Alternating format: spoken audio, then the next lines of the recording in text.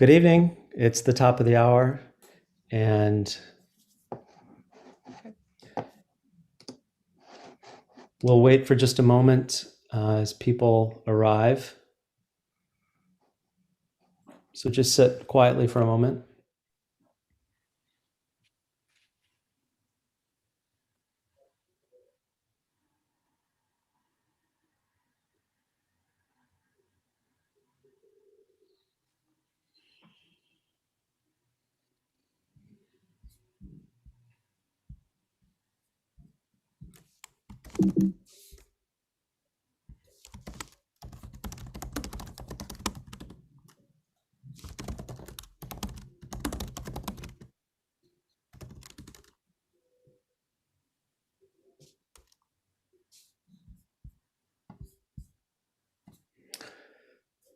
Good evening, everyone.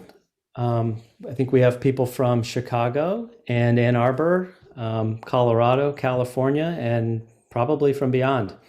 So welcome to or I should say, happy birthday to the historical Buddha, 2,565 years ago. And happy birthday to everyone's baby Buddha within as well. So let's make a bow and say happy birthday to each other. Happy birthday, everyone. Happy birthday. We're going to start with 25 minutes of meditation. So I'll ring the bell.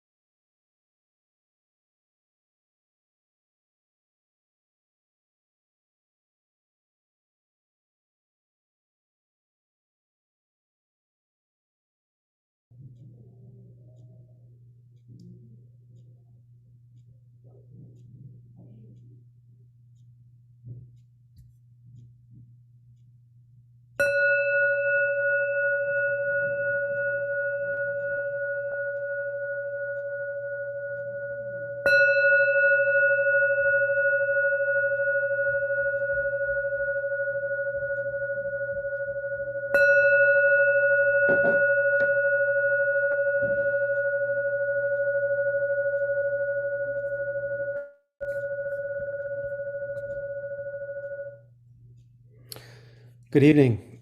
On behalf of the Zen Buddhist Temple, Chicago, and the Zen Buddhist Temple, Ann Arbor, and the Buddhist Society for Compassionate Wisdom, I welcome you to our Lotus Lantern and Chanting service on this occasion of the 2565th birthday of Shakyamuni Buddha. I'll begin by reading a birthday message, a Buddha's birthday message from the Dharma master of our Buddhist Society for Compassionate Wisdom, Doan Sunim, who's the priest at our Mexico temple.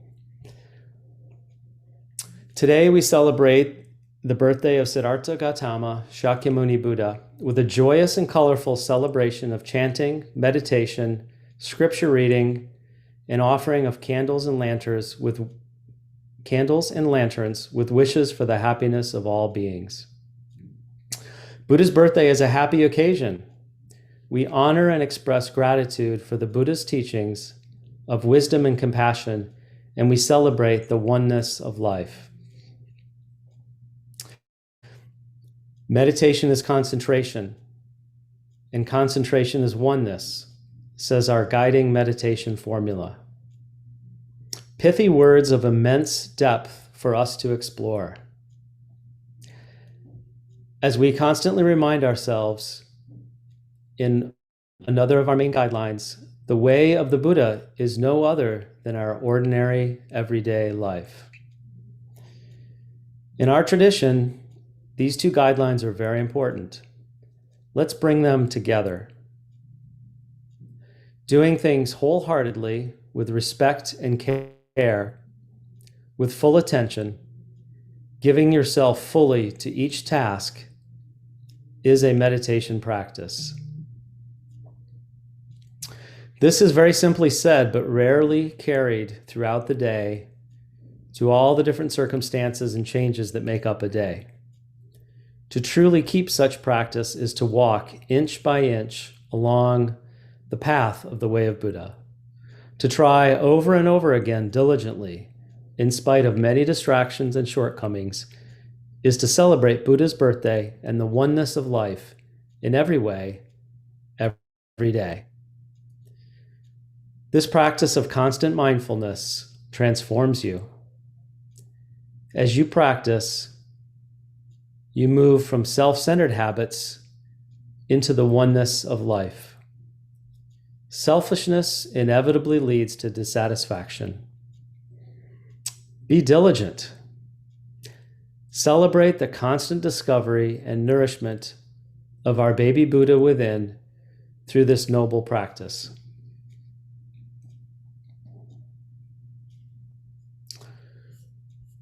We'll take refuge in the three jewels of the Buddha, Dharma, and Sangha.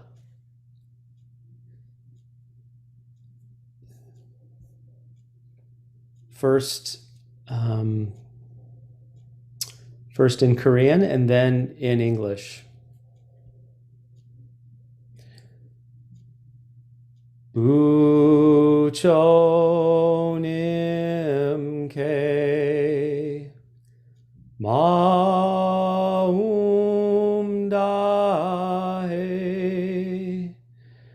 oichi ham nida.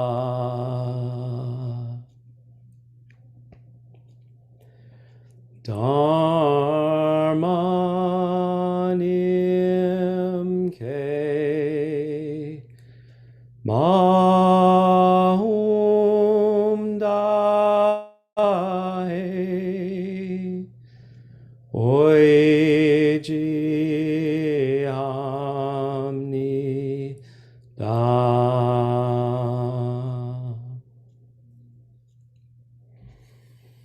Sunim neke mahum dahe wuji amni da.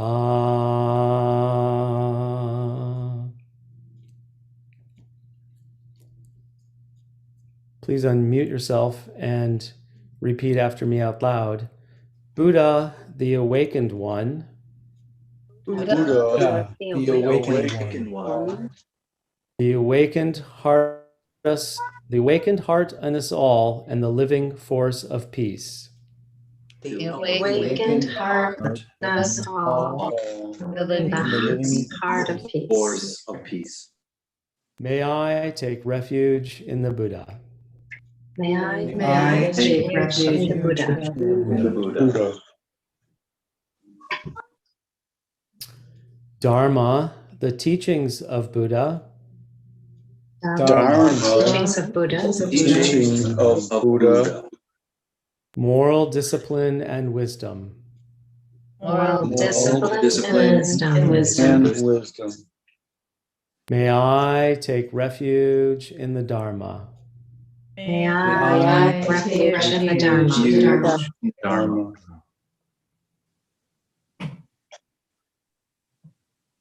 Sangha, the happy and joyous community of all beings. Sangha, the joyous and happy community of all beings. May I take refuge in the Sangha. May I take refuge in the Sangha.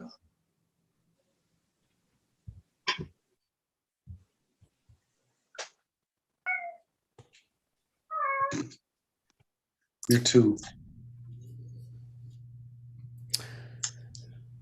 The significance of lighting lanterns and candles in remembrance of Buddha's birthday. As darkness grows in the evening, lantern lights grow bright, delivering the Buddhist wisdom that, like a lotus flower in the fire, Buddha light shines even in the darkness of pain and suffering. Amidst confusion, difficulty, and despair, Buddha light with a helping hand is always right there in the midst of afflictions and delusion, like the sun on a cloudy and stormy day. In our tradition, we hang lanterns, we light candles, glowing with dedications, prayers, and good wishes. We chant, our mind is Buddha, our mind is peace, love, and happiness. We are heartbroken confronting old habits of selfish craving. We leave the world of I, me, and my, and we enter the Dharma realm, where everyone is a friend and a baby Buddha. Together we walk the way of Buddha of ordinary, everyday life.